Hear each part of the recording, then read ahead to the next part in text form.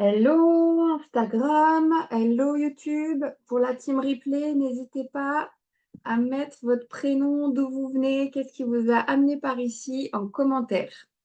Aujourd'hui, je vais vous présenter mon programme euh, Ancré et connecté après un deuil, une épreuve, etc. Voilà, ça part du fait que euh,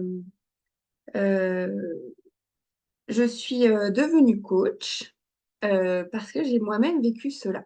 Et je ne voulais pas transmuter ce truc en coachant des gens. Donc j'ai attendu d'être bien, bien réparée, d'avoir bien tous les éléments pour mettre à jour ce programme que je suis hyper contente de vous présenter aujourd'hui. Si tu me suis depuis quelque temps ou pas, je te représente un peu les trois aspects de ce programme et surtout, je veux à travers cette vidéo te donner déjà des outils, des conseils et que tu puisses repartir avec des premières pistes pour te sentir mieux, pour retrouver déjà un peu plus de légèreté, pour voilà, que tu sois plus, que tu puisses vivre un quotidien plus serein d'ores et déjà.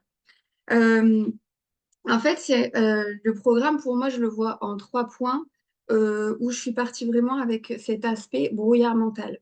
Qu'est-ce que c'est? Qu'est-ce qui se passe? Comment je m'explique ce que je vis pour déjà faire un point sur la situation.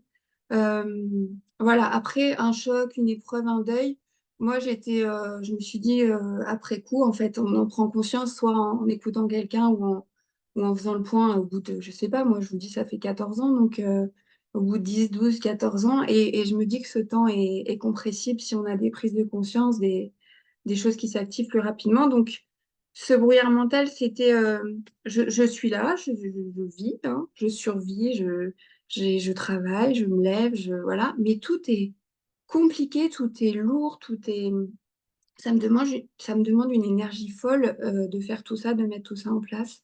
Et je suis vraiment épuisée. Donc, le brouillard mental, je sais ce que je dois faire, j'y vais, je me lève, je fais et tout, mais je suis pas là en fait. Je suis pas vraiment là, je suis pas dans la joie. C'est lourd, c'est voilà, comme une chape de plomb. Je me levais, mais j'avais l'impression de faire 200 kilos, quoi. Et j'étais fatiguée, c'est de la brume, c'est voilà. Est-ce que tu arrives, toi, à mettre des mots là-dessus? Est-ce que c'est quelque chose que tu vis? Est-ce que ça te parle, ce brouillard mental? Voilà, dis-moi en commentaire, n'hésitez pas à interagir. On est là pour parler ensemble et pour échanger. Donc, je me suis rendu compte de ça. Et puis là, plus tard, je vais faire des liens donc, avec mes lectures, mes études, mes recherches, mon parcours pour devenir coach, mon parcours pour sortir du brouillard mental, de l'anxiété, remettre de la sécurité dans le corps, etc., etc. Là, plus tard, je prends conscience que lors de mes lectures. Et j'ai pas tout noté malheureusement parce que j'ai vraiment dévoré toutes ces choses-là de développement personnel, de comprendre comment être plus heureux, être plus, voilà, la joie, l'hypersensibilité, etc. Donc, j'ai pris conscience de faire attention aux pensées qu'on entretient le soir en se couchant parce qu'on a les mêmes qui reviennent le lendemain matin. Je sais pas si tu as déjà lu ça quelque part. Coucou! Merci d'être là. N'hésite pas si tu as des questions, dis-moi d'où tu viens, comment tu t'appelles et n'hésite pas, je suis là pour échanger. Je suis en train de présenter mon programme Connect pour se reconnecter à la joie, retrouver du sens après une épreuve, un deuil, etc. Donc voilà, déjà j'ai commencé à observer mes pensées du soir pour essayer de me réveiller plus en forme. Ensuite, par rapport à ce brouillard mental, c'était de savoir si quand tu dis oui ou quand il y a quelque chose que la vie t'emmène, tu dis oui et puis tout de suite après ton cœur, il fait oh, bof, j'ai pas envie, ou tu te mets à râler, ou c'est encore cette lourdeur qui revient, c'est pas fluide, c'est pas. Et ben là, c'est peut-être le mental qui dit oui, il faut, je dois, et puis ton cœur, en fait, il dit mais non, mais j'en ai assez, en fait. Euh, c'est comme, t'as pris un tel coup sur la tête que c'est comme si, voilà, je disais hier, j'ai fait un reel sur Instagram où je dis, pour mettre l'église au centre du village, en fait, les priorités ont changé. C'est comme si tu avais mûri comme ça en un temps record parce que bah, tout est chamboulé, ça chamboule tes perceptions et tes priorités. Donc, observer si ta décision vient du cœur, du mental, c'est ça vraiment le brouillard mental, et puis commencer à retrouver de la clarté par rapport à ce que tu veux, à ce que tu vois, à ce que tu envisages, à ce que tu as envie de faire. Ce que je disais aussi, c'est qu'on a pris conscience que la vie est courte, qu'elle est précieuse, on n'a plus envie de se prendre la tête avec des gens, des situations, des choses qui ne nous conviennent pas, parce qu'on sait on va plus à l'essentiel. Enfin, je parle de moi, on ne parle que de soi, bien sûr, je parle de moi, des gens que j'ai rencontrés, de mon expérience, et bien sûr, ça m'intéresse de partager ça avec toi et d'avoir tes retours. Pour le brouillard mental, pareil, moi j'avais l'impression qu'il y avait du bruit tout le temps, même dans le silence à la maison, une fois que tout était calme après des heures de boulot, j'avais l'impression qu'il y avait du bruit. Voilà, c'est peut-être des choses qui peuvent te faire prendre des petites prises de conscience. Qu'est-ce que j'ai marqué d'autre? C'est ça, c'est ce besoin aussi de vouloir se reposer, garder du temps pour soi parce que tu sens que tu es épuisé. Et au final, une fois ce temps venu, ce merveilleux moment pour toi, c'est comme si tu étais figé quelque part. La procrastination s'installe ou la rumination ou le fait de vouloir lancer des choses. Mais en fait, oui, tu as envie de plein de choses. Mais au fond de toi, tu sais plus ce dont tu as vraiment envie. Donc, remettre tout ça en place. Ici, les outils dont je veux te parler et qu'il y a aussi dans mon programme et qu'on décortique et que j'amène avec du coaching de groupe, voilà, c'est en fonction des situations que toi tu rencontres, il va falloir que ça matche au bon moment, au bon endroit. Sinon, on garde tous des tas de posts avec des outils super qu'on enregistre et qu'on met de côté. Moi, je veux que tu actionnes tout de suite ces choses-là et que ton quotidien, il change directement. Vraiment, le jour même, il y a des prises de conscience incroyables, il y a des choses qui se passent. Voilà, je l'ai vécu moi-même et je vois que les gens autour de moi, maintenant que j'ose être moi-même, en parler, me livrer là-dessus, il y a tout qui bouge. Donc, les outils, c'est vraiment prendre conscience des jeux psychologiques. On parle beaucoup du triangle de Cartman, on parle des blessures émotionnelles, on peut parler aussi, j'ai beaucoup appris avec le style d'attachement. Voilà, peut-être que cette personne que tu as perdue, ce conflit, ce deuil, cette perte, cette épreuve, c'était quelqu'un qui était proche de toi, avec un style d'attachement qui te faisait du bien, qui te rassurait. Aujourd'hui, cette sécurité n'existe plus et là, on tombe dans l'insécurité, la peur, les phobies euh, et on reste bloqué dans ce mode survie. Donc moi, ce que je veux ici, c'est prendre conscience de tous ces jeux psychologiques, ces blessures, ces masques, et puis revenir dans ton corps, ta présence, ce qui est bon pour toi, que tu trouves tes réponses, parce que tout est à l'intérieur. C'est vraiment, au début, je lisais les trucs de développement personnel, je dis, mais vraiment, c'est loin de moi, c'est pas possible, je comprends pas. Et puis petit à petit, tu prends conscience et tu commences à intégrer ces choses-là et tu vois que c'est possible. Toutes les fois, moi, où je voyais des gens charismatiques, droits dans leurs bottes et tout, je me dis, mais comment je peux faire pour arriver à être comme ça? Bah, c'est qu'en fait, tout est aligné. Le cerveau est d'accord avec le cœur, tout est avec le corps également, etc. Tout est lié, tout est aligné. On a trois centres d'énergie, le cœur, le corps et l'esprit, le mental, voilà, et tout doit être en phase. Donc ça, c'est grosso modo ce qu'on voit sur le brouillard mental, mais il y a énormément d'autres choses. Mais je voulais que ce soit assez condensé aujourd'hui. Bah, les premiers outils, donc vraiment à garder en tête, c'est de faire attention à tes pensées du soir. Essayer de voir si tu es concerné par le brouillard mental ou non. Et voir pour remettre de la clarté en fonction des décisions que tu prends, savoir si c'est vraiment des oui, si c'est des oui du mental parce que tu crois qu'il faut et puis en fait, tu as juste envie de revenir vers toi, etc., etc. Par rapport au deuxième volet, c'était sur la confiance en soi. Euh, donc moi, c'est voilà, le brouillard mental, le fait d'être perdu, pas connecté, le fait de pas avoir confiance en soi parce que justement tu te forces à faire des choses, tu es à côté de ton corps, tu es à côté de ta personne, de ce pourquoi tu es là, tu le sens. Tu fais des trucs, tu sais les faire. D'ailleurs, j'ai posté un super truc, c'est que je me suis jetée dans le travail pendant 10 ans parce que c'était génial. Le travail, c'est sécure, il y a des règles, il y a des horaires, il y a le règlement intérieur, voilà, tu sais ce que tu as à faire, tu sais que tu es bon dans ce que tu fais, donc tu y vas. Tu y vas du matin au soir, du soir au matin, parce que ça t'évite de penser, de ressentir et de poser toutes ces choses-là. Encore une fois, c'est OK. Chacun son chemin, chacun son rythme et tout ça. Là, je parle à toi qui as le désir de passer un cap, d'avoir des outils pour aller plus loin, pour retrouver de la joie, du sens, etc. Quand tu sens que ce deuil, que cette douleur, ça y est, tu peux la ressentir dans ton corps et que ça va aller, quoi. Donc la confiance en soi, c'est quand il n'y en a plus, en tout cas, quand moi ça avait disparu, j'étais perdue. Donc, c'est de l'auto-jugement. Je pris conscience que c'est de l'auto-jugement. C'était de la culpabilité par rapport à ce deuil. Coucou, je suis trop contente que tu sois là. Merci. C'était de la culpabilité. Donc là, pareil, les outils tout de suite que je veux te confier, c'est vraiment Ho'oponopono. C'est une pratique des Polynésie où, voilà, on va dire pardon, désolé, merci, je t'aime. On voit les outils très grossièrement pour que tu repartes avec des petites choses que tu puisses aller voir de ton côté si ça te dit. Ou vraiment, avant d'aller faire envers les autres, c'était pour régler des conflits, etc. En famille ou dans les tribus, enfin voilà. Avant de penser aux autres, moi j'ai lu ce truc-là, j'ai dit, bah, il faut déjà que je me reconnecte à moi et que je fasse la paix avec moi-même par rapport à tout un tas de choses. Donc, pardon, désolé, merci, je t'aime, mais juste incroyable. Je sais pas si voilà, ça résonne en toi, si tu as envie de, après ce live, où tu te retrouves seul, tu essayes ce truc-là. Moi, ça m'a ouvert le cœur, ça m'a réouvert des possibilités. Donc voilà, cet auto-jugement qui est très dur, prendre conscience de ton dialogue intérieur, mais comment je me parle, quoi? Comment je me traite? Est-ce que je parlerai comme ça à un ami, à un parent, à quelqu'un qui m'est cher? Moi, j'ai pris conscience que non. Donc voilà, ce critique intérieur très dur et, cette voix-là qui a rendu tout vrai à propos de toi et qui dit que des grossièretés, des méchancetés, des... Voilà, c'était horrible. Alors, peut-être aussi que tu es concerné par le fait de se débrouiller tout seul. Je ne sais pas si ça peut te parler, c'est que euh, tu vis un deuil.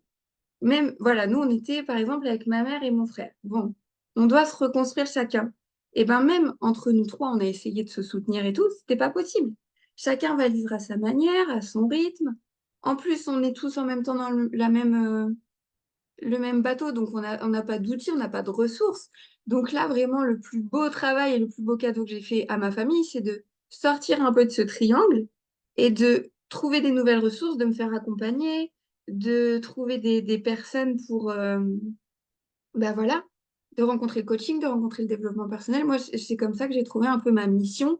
Et aujourd'hui, je suis une ressource pour ma famille. Et le plus beau cadeau qu'on puisse leur faire, c'est d'aller bien nous-mêmes pour pas être un fardeau supplémentaire et pour les laisser à leur tour régler, avancer dans leur deuil, etc., etc.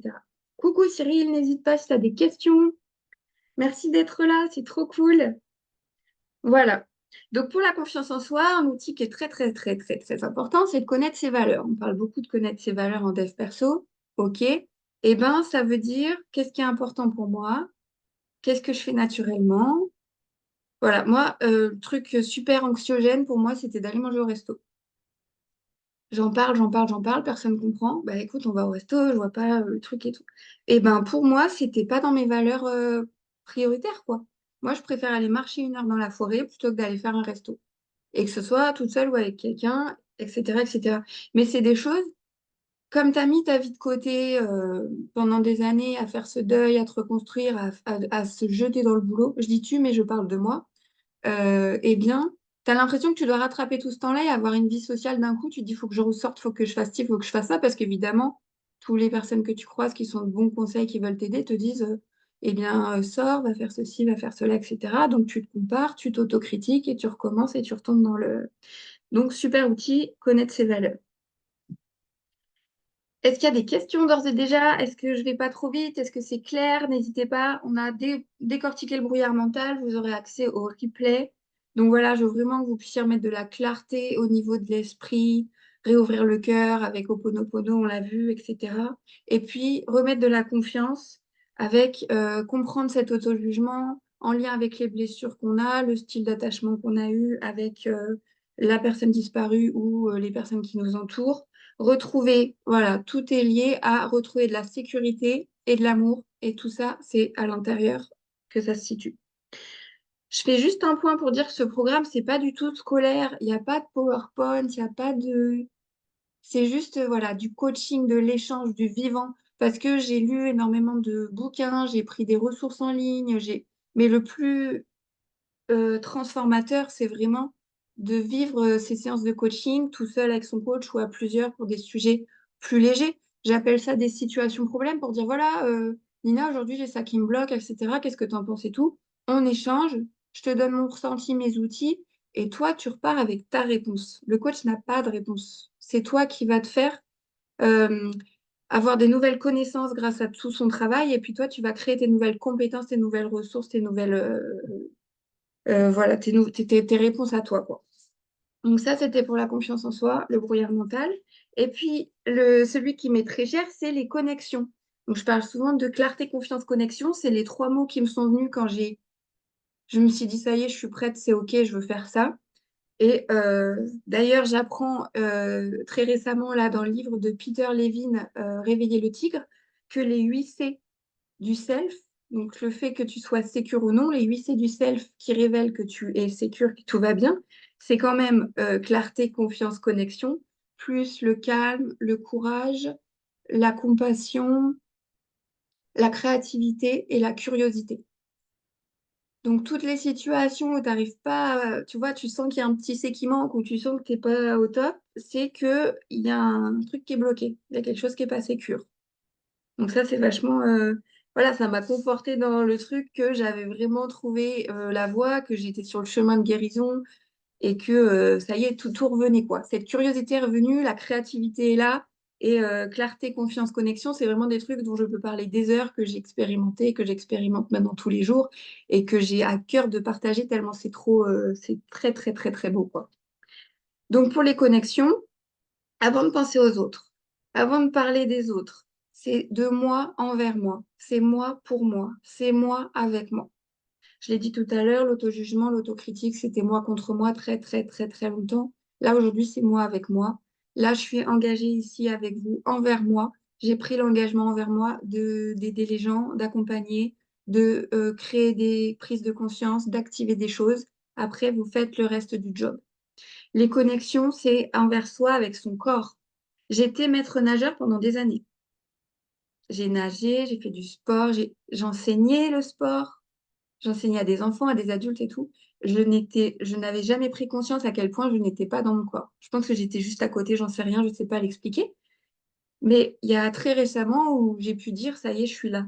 Mais je suis là dans le sens, ça y est, tout est connecté, tout est là. Avant, j'étais à côté, je faisais l'automate, j'y allais, je revenais, je dormais, j'y allais, je revenais, je dormais. Voilà, le sommeil refuge, le travail refuge, et puis ça s'arrêtait là. Et quand il a fallu reprendre un peu de vie sociale, retrouver un peu de joie et tout, ça a fait vraiment des montagnes russes où c'était compliqué à gérer. Et là, tout s'est déclenché, l'anxiété, le brouillard, etc., etc., etc. Donc, c'est vraiment de toi envers toi avec ton corps déjà. Est-ce que tu es dans ton corps? Est-ce que tu arrives à te poser? Une bonne indicateur, c'est, moi, je vois les gens qui sont toujours en activité. Ça s'appelle l'activisme. J'ai découvert ça aussi. Il y a des mots pour tout. Je découvre des mots, je découvre des univers, du coup, avec des mots. Ben, les gens qui ne savent pas se poser, c'est qu'il y a un stress quelque part. Il y a quelque chose qui est actif. Moi, je savais pas me poser. Moi, c'était le syndrome du sauveur. J'en ai parlé un peu sur ma chaîne YouTube là, et puis je vais développer ça aussi si ça parle à des gens, si ça te parle et si tu viens dans le programme. C'était ce deuil, cette culpabilité, ce parcours, plus tout un tas de choses. C'était le syndrome du sauveur. Si j'avais pas quelqu'un à sauver, à aider, à accompagner, je servais à rien. La journée n'avait pas de sens et je faisais que râler. Ça, s'était activé tout le temps. Donc j'étais tout le temps tournée vers l'extérieur. J'étais pas dans mon corps. Voilà. Est-ce que tu vois ça chez toi? Est-ce que tu as des prises de conscience en entendant ça, etc., etc. Fais des ponts avec ton histoire. Voilà. Revois d'où tu viens, comment tu as parcouru les choses, quelle est ta grille de lecture par rapport à ta vie, etc., etc. Et donc, ce que je voudrais transmettre ici, c'est comment habiter sa maison, comment être dans son corps. Et là, j'ai découvert la théorie polyvagale de Stephen Porges. Donc, c'est tout ce qui est le nerf vague, le réguler, le comprendre, coopérer, remettre de la sécurité dans le système. Quand tu es stressé, toi, tu dis tout va bien, mais je comprends pas, je suis stressée. Bah, ton système, il a emmagasiné des informations, il sait des choses. Et là, aujourd'hui, peut-être qu'il t'empêche d'accéder à une nouvelle zone, tu sais, dans ta zone de confort, aller plus loin, quoi. Donc voilà, ça c'est vraiment un outil précieux, puissant. Tu peux aller voir aussi le nerf vague, c'est génial. Et là, c'est là que j'ai appris que donc bah, tout était lié. Quand je suis dans le ventral, c'est-à-dire dans le lien, que mon nerf vague est OK, sécure, je peux être dans la curiosité, la clarté, la confiance, la connexion, etc. Et tout se déroule. Comment je remets ça? Je passe par aller voir la confiance en soi, mes valeurs, mon brouillard mental, les choses qui me bloquent, mes blessures, etc. Tout est imbriqué. Et je vois beaucoup de programmes avec soit un pan, soit l'autre. Je voulais vraiment que tu ressortes avec tous les outils que je connais. Peut-être qu'il y en a d'autres, mais je trouve qu'ici, on a l'essentiel pour déjà retrouver le chemin de la joie et remettre du sens. C'est vraiment l'objectif ici. Donc voilà, on va explorer tout ceci dans le programme. Ça dure environ 6 mois. Il y a des coachings individuels, des coachings de groupe. Il y a un groupe WhatsApp pour toutes tes questions. C'est comme si tu avais un coach dans la poche. Ça permet aussi de rencontrer des gens qui vivent les mêmes choses que toi, de créer des connexions authentiques, puisque donc j'ai parlé des connexions avec toi d'abord, et ensuite il y aura les connexions avec tous les gens que tu vas rencontrer en étant toi-même. Comme tu n'as plus de masque, comme rien, enfin, tout se désactive, tu reviens à l'essentiel de ce que tu es, de ce que tu veux dire, de ce que tu veux être, et donc tu vas connecter avec des gens qui sont au même endroit que toi. Et voilà, j'ai des frissons, c'est magnifique, c'est merveilleux. Les premières fois que ça m'est arrivé, c'est encore gravé, voilà, j'ai ces moments, c'est magique. Je croyais que ça n'existait pas, je croyais que j'étais pas sur la bonne planète, je croyais que, voilà, des tas de croyances limitantes qui se sont construites pendant que ton système était complètement chamboulé, complètement stressé par tout ce qui arrivait, qui était inexplicable. Pour ma part, le décès de mon père a été vraiment soudain. Donc, tu vois, il y en a, ils ont du temps pour se préparer, mais peu importe, il y en a, ils en ont pas, il y en a. Tu peux pas savoir comment ton système a interprété toutes les choses que tu as vécues parce que toi, tu étais en train de survivre. Il y a énormément de prises de conscience qui permettent ainsi de se déployer et de retrouver de l'enthousiasme. Donc, il n'y a plus d'anxiété, il n'y a plus de... L'autre mot pour l'enthousiasme, c'était je suis excitée. Non, c'est encore une forme de stress. L'enthousiasme, je voulais te dire, j'ai noté la définition, c'est vraiment prendre du plaisir au moment et ne pas projeter ou attendre quoi que ce soit. Je ne suppose pas. Ça ne va pas se passer comme ça ne va pas tourner comme ça ne devrait pas, etc., etc. Je prends le moment et je n'ai pas d'attente et pas de projection. C'est génial. L'enthousiasme, retrouver l'enthousiasme et du sens, puisque tu vas être animé par tes valeurs, par qui tu es, ce que tu es, etc. Pareil, j'ai été voir dans le design humain, dans la numérologie, donc j'ai été un peu chercher partout et j'ai trouvé moi ce qu'il me fallait au niveau, voilà, fallait que je comprenne, fallait que je prenne conscience et c'est comme ça que ça a eu lieu. Il y en a et ça va passer par le sport, d'autres choses, etc. Bref, choisis ton chemin, choisis tes actions. En tout cas, euh, prends un bouquin, n'importe quoi, mais ne perds pas espoir. Tout est à sa place au bon endroit. Tu es à ta place au bon endroit. Voilà. Si vous avez des questions, n'hésitez pas. Je vous mets le replay tout de suite en ligne dès qu'on a fini. Est-ce que vous avez des questions ici sur Instagram? Merci d'être venu, ça fait super plaisir. Est-ce que c'était clair, précis? Voilà. Je vous laisse là-dessus. Je vous dis à bientôt. Ciao.